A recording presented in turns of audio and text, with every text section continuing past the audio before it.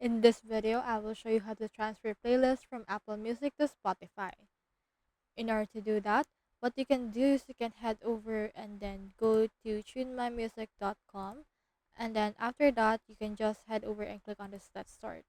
Choose in here your Apple Music, and then you can load from your Apple Music account. You can connect those two together.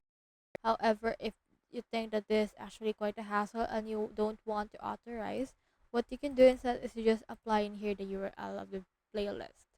So we have in here a lot of playlists. For example, we have in here this electronic pop. Click on these three dots, click on the share option, and click on this copy link. Once it's been copied, paste it right here and click on this load from URL, and then this will select you, or it will show you this right here.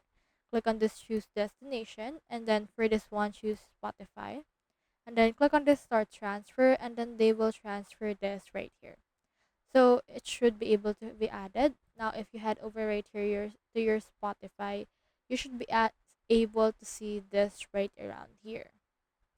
So let's just wait for this. As you can see, we have now in here the electronic